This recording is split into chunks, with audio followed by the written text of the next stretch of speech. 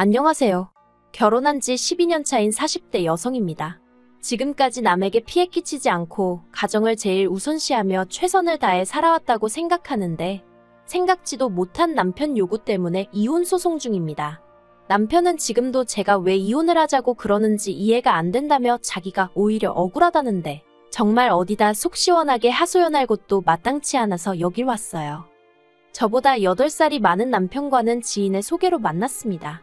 당시 저는 30살로 평범한 회사에서 사무직으로 일하고 있었고 남편은 작은 식당을 운영하고 있었네요. 솔직히 이혼 소송 중인 상황에서 제가 남편을 어떻게 만났는지라던가 남편이 어떤 사람이었는지던가 뭐가 되었건 간에 보기 좋게 그럴듯하게 포장하고 싶은 마음은 추호도 없습니다. 그러니 모든 것을 허심탄회하게 털어놓을게요. 남편을 소개받을 당시 지인은 남편이 식당을 운영하고 있고 시부모님이 재산도 꽤 있다고 했어요. 그리고 저는 단순한 연애 상대를 찾는 것이 아니라 결혼을 전제로 한 진지한 만남 상대를 찾고 있었거든요.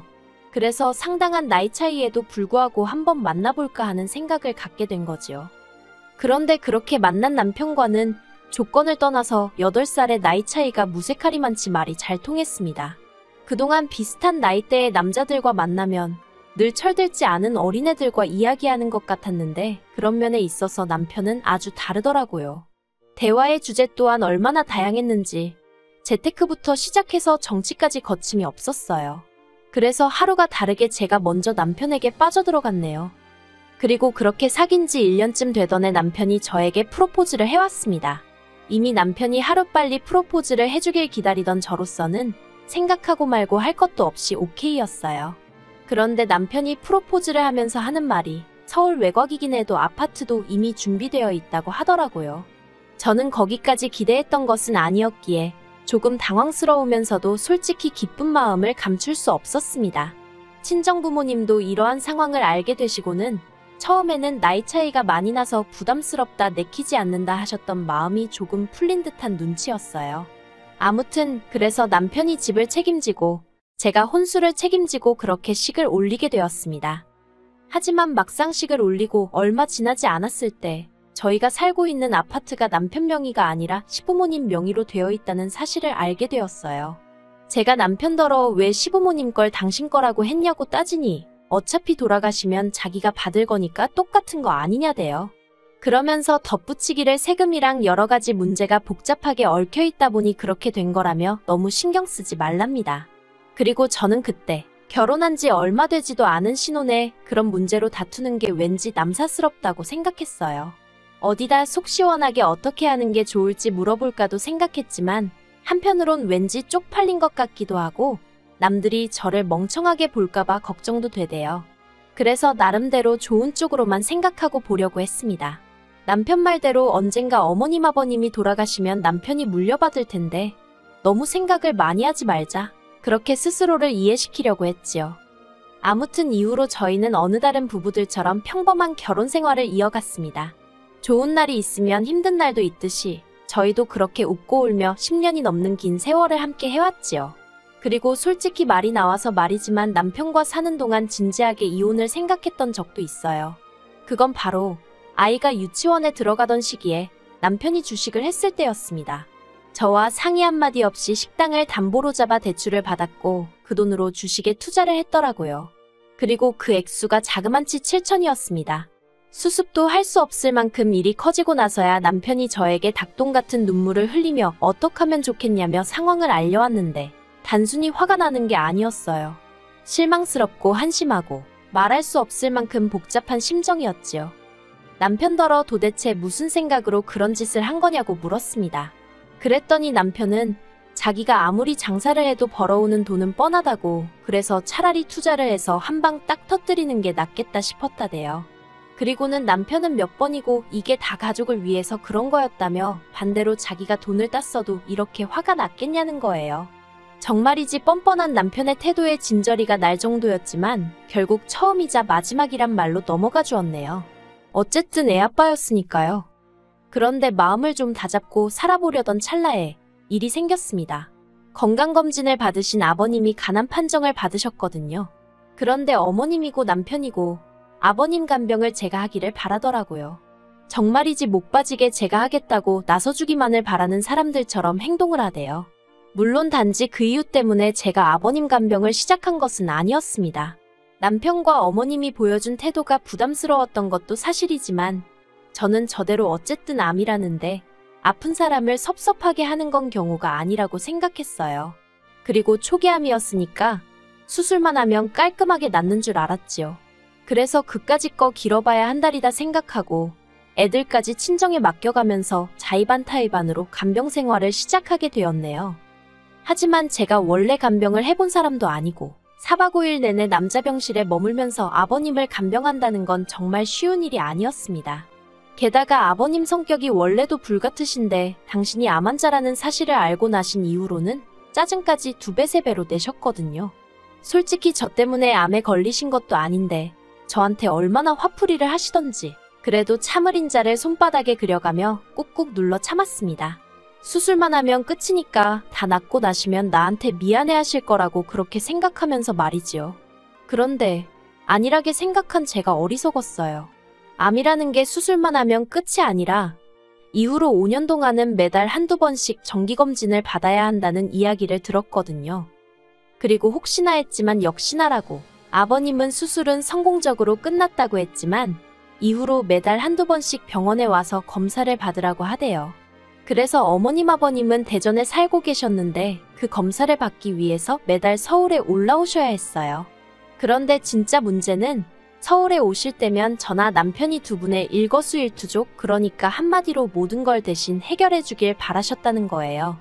버스는 물론이고 택시조차 타기를 거부하셨습니다. 솔직히 제가 생각하기엔 대전이나 서울이나 크게 다를 것도 없다 싶었는데 말이에요. 그래서 한 번은 제가 전화로 병원 가는 길을 알려드릴 테니 한번 직접 가보시면 어떻겠냐 여쭙습니다. 그날 회사에서 이것저것 해결해야 하는 일들이 쌓여 있었거든요. 그랬더니 아버님이 지금 늙은 시애비더러 알아서 하라는 거냐며 어찌나 격분을 하시던지요. 그래서 그때부턴 남편과 제가 되는 대로 번갈아 가며 두 분을 모시고 병원에 다니고 그랬습니다. 하지만 그러면 뭘 하나요? 서울병원 그렇게 서울에 있는 병원을 맹신하며 열심히 다니시던 아버님은 결국 뼈에 암세포가 전이되어 돌아가셨습니다. 아버님이 담당 교수에게 몇 번이나 옆구리가 아프다고 말씀을 하셨는데 그럴 때마다 담당 교수가 그럴 수 있다며 별거 아니라는 듯 넘겼거든요. 보다 못한 제가 혹시 디스크일지도 모르니 MRI라도 한번 찍어보자며 동네 병원으로 모셨다가 거기서 전이 사실을 알게 되었네요. 그리고 그 사실을 알았을 땐 어떻게 손 써볼 방법이 전혀 없는 상황이었습니다. 그래서 결국 아버님은 투병 생활 3년 만에 세상을 떠나셨어요. 그런데 아버님이 돌아가시고 나니까 남편이 생각지도 못한 소리를 꺼냈습니다. 장례를 치르고 한 달쯤 지났을 때였어요. 남편이 저에게 할 말이 있다면서 분위기를 잡더라고요. 아버님이 남기신 유산과 본가를 정리하고 저희가 살고 있는 아파트도 팔아서 이사를 가자대요. 40평대 아파트를 구해서 어머님을 모시고 같이 살자고요. 그런데 사람이 너무 뜻밖의 상황을 맞닥뜨리니까 순간적으로 패닉 상태에 빠졌다고 할까요? 말도 제대로 안 나오는 거예요. 그리고 남편은 그 틈을 놓치지 않고 저에게 속사포처럼 자기 생각을 쏟아냈습니다. 어머님이 무릎도 안 좋으신 데다가 본가에는 아버님과의 추억도 많으시고 그런 곳에 혼자 계시게 하려니 자식으로서 마음이 편치 않다면서 모시고 살았으면 좋겠답니다. 어머님이 저를 시집살이 시키고 그럴 분도 아니고 오히려 아이들 키우는 데 있어서 저희가 어머님으로부터 도움을 받을지도 모른다면서요. 혼자서 얼마나 오래 생각을 했는지 말이 한번 끊어지지도 않고 그 입에서 줄줄줄 나오는데 기가 차대요. 저는 남편에게 모시고 사는 건 안 된다고 딱 잘랐습니다. 지금도 회사 다니면서 애 둘 케어하기도 힘들어 죽겠다고, 그런데 어머님까지 어떻게 모시고 살라는 거냐고요. 그랬더니 남편은 말이 모시고 사는 거지 집도 넓혀서 갈 거고 어머님이 생전 저한테 뭐 바라는 거 있으셨냐면서 저더러 무조건 싫다고만 하지 말고 좋은 쪽으로 생각을 좀 해보랍니다. 하지만 이건 뭐 생각해보나마나 문제였지요. 제가 남편더러 지금 어머님 연세가 얼마시냐, 앞으로 살다 보면 편찮아지실 거고 그러면 그 병간호는 또 내 몫이 될 텐데 아버님 때 너무 시달리고 고생을 해서 그런지 이제는 엄두가 안 난다고 같이 못 산다고 했어요. 그러자 남편이 한다는 소리가 너 유산 받기 싫어? 그러는 겁니다. 아버님 돌아가시면서 현금 1억 정도 남기셨고 땅도 조금 있고 뭐 두 분이 사시던 아파트 그게 남편 말로는 몇 억은 한다대요. 그런데 솔직히 말해서 저 그 유산 그렇게 탐나지 않아요. 유산 받으면 뭐 그걸로 제가 제 옷을 사 입겠어요? 아니면 가방 하나를 마음 놓고 사겠어요? 결국엔 남편이 쥐어틀고 있을 거고 유산 받는다는 명분으로 고생은 저만 죽어라 할 게 뻔한데 제가 무슨 그 유산이 탐이 났겠어요. 그래서 남편더러 유산 안 받는 대신 안 모실 거라 했어요. 그런데 남편은 그때부터 전에 없는 폭언을 퍼붓기 시작했습니다. 저더러 이기적이고 철없는 여자라면서 저 같은 여자는 애들 엄마로서도 실격이래요. 애들이 나중에 뭘 보고 자라겠냐면서 나중에 저희 애들도 저를 버릴 거랍니다. 아버님 돌아가실 때까지 제가 제일 옆에 오래 붙어서 온갖 수발을 다 들어드렸는데 남편 기억 속에선 그런 건 다 어디로 간 건지 황당하더군요. 하지만 남편은 제가 말이 없는 이유를 제가 뭐라도 잘못해서 말을 못하고 있다고 생각한 건지 계속해서 말 같지도 않은 소리를 이어갔습니다. 저더러 40 넘어서 이혼녀 딱지 달면 어디서 저를 좋다고 하겠냐며 다니던 회사도 잘릴지 모른다나요. 그러면서 지금 이혼해봤자 네 손해야. 너는 며느리의 도리를 거부하고 있는 거라서 내가 이혼 소송 걸면 너는 끝이야 그러대요. 그런 소리까지 들으니까 저도 눈에 뵈는 게 없더라고요. 그래서 남편더러 그래 그러면 이혼하자 했습니다. 당신 말대로 나이 40에 이혼녀 딱지 그까짓 거 달아도 그만이라고. 그리고 나만 이혼녀 되냐고 그러면 당신도 이혼남 된다고 했습니다. 나이 50에 이혼남 딱지 달면 당신은 어디 가서 환영받을 것 같냐고 저도 똑같이 쏘아붙였어요. 남편도 제가 그렇게 나올 줄은 몰랐는지 그제서야 눈을 동그랗게 뜨고는 지금 말이라고 하는 거냐면서. 그리고 저는 이튿날 바로 이혼 전문 변호사를 찾았습니다. 솔직히 변호사 사무실에 가는 내내 아이들이 눈에 밟혔지만 마음을 독하게 먹었어요. 아이들도 언젠가 저를 이해해 줄 거라 믿으면서 남편에게 가타부타 말하지 않고 내용 증명 보냈습니다. 솔직히 그 과정 내내 제가 남편더러 나가라고 한 것도 아니고 그렇다고 제가 집을 나온 것도 아니었어요. 다만 아이들이 혹시나 상처를 받을까 걱정되어 친정으로 보낸 상황이었습니다. 그나마 방학이었으니 다행이었지요. 그런데 남편이 내용 증명을 받고서는 아주 생난일을 치대요. 네가 뭔데 이혼을 하냐마냐 하냐면서 이혼 소리를 꺼낸 건 자기였으면서 정작 제가 먼저 액션을 취한 게 화가 나는 모양이더군요. 그리고 결론부터 이야기하자면 결국 이혼했습니다. 1년간의 지리한 다툼 끝에 제가 이겼어요. 재산도 분할받았고 위자료는 기껏해야 돈 1,000만 원이나 받겠냐 했는데 그것보다도 훨씬 웃도는 돈을 받았네요. 그리고 아이들에겐 미안하지만 남편이 곧 죽어도 양육권을 포기하지 못하겠다 하더라고요. 자기는 양육비도 필요 없다면서 무조건 아이들을 데려가야겠다는 거예요. 솔직히 식당 일을 핑계로 애들하고 어디 한번 제대로 놀러 간 적도 없으면서 막상 이혼하는 마당에는 애들 욕심을 내는 걸 보니 어처구니가 없었지요. 그런데 제가 나쁜 엄마인 걸까요? 제가 10년 키웠으니 남은 10년은 남편이 키워도 되지 않을까 싶었습니다. 그래서 남편한테 양육권 넘겼어요. 친권을 준 것도 아니고 요새 세상이 어떤 세상인데 남편이 안 보여준다고 평생 못 보고 살고 그런 건 요즘 말도 안 되잖아요. 그래서 눈 딱 감고 양육권 포기했네요.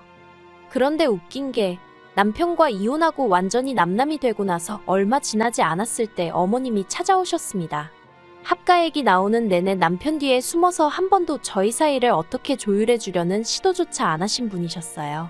솔직히 말해서 어머님이 조금이라도 아들 내외를 걱정했다면 아들한테라도 합가 안 해도 된다. 아니 하다못해 천천히 해도 된다. 일단 네 와이프 마음부터 달래줘라. 그런 소리는 했을 것 같아요. 하지만 아버님 간병 때도 그렇고 결정적인 순간에는 꼭 당신 아들 뒤에 숨어서 나는 아무것도 몰라요. 하고 계시는 분이셨습니다. 그런데 그런 분이 절 찾아오셔서는 다시 살림을 합치는 게 어떻겠냐입니다. 저는 제 귀를 의심했어요. 그런데 어머님 말씀이 듣다 보니까 얼떨결에 당신이 살림도 다 하시고 애들 케어도 다 하고 계신 모양이더라고요. 그러면 그렇지 집버릇 누굴 주나요? 저랑 살 때도 장사하는 게 무슨 벼슬인 것 마냥 집안일엔 손가락 하나 까딱도 안 하던 인간이에요. 그런데 어머님하고 산다고 뭐 얼마나 달라지겠어요? 어머님이야 매일 제가 치워둔 깨끗한 집에서 제가 차려드리는 음식이나 드시고 하셨으니 합가를 하면 얼마나 좋을 줄 아셨나 본데. 아무튼 어머님은 계속해서 아가아가라고 저를 부르시며 애들도 저를 찾는다고 자꾸 애들 이야기를 하시면서 제 마음을 돌리려고 하셨습니다. 하지만 저는 그런 어머님의 말씀을 단칼에 잘랐어요. 이혼하면서 재산 분할도 제대로 받았고 그래서 그 돈으로 저 혼자 살 수 있는 작은 아파트 하나 샀다. 위자료로 중고차도 한 대 샀다. 그리고 요새는 전에는 살림하느라 시간이 없어서 못했던 운동도 한다. 정말 사람 사는 것처럼 살고 있는데 너무 즐겁다고요. 그러니 이런 불쾌한 이유로 다시 연락하시거나 찾아오지 마시라 했습니다. 아이들은 잘 부탁드린다고 했네요.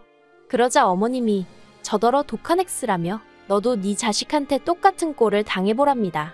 아니, 어머님은 왜 당신 아들 때문에 고생하시면서 저한테 화풀이신 건지. 그냥 불쌍하다 생각하고 내내 건성으로 대답하고 먼저 등 보이고 나왔어요. 속이 후련합니다. 아이들한테 미안한 건 미안한 거지만 제 인생도 소중하니까요. 만약에 애들 아빠가 정말 애들 못 키우겠다 하면 그때는 친권까지 싹 가져올 생각은 있어요. 그저 저에게 남은 소원이 있다면 언젠가 애들이 이런 제 마음을, 제 사정을 이해해줬으면 할 뿐입니다.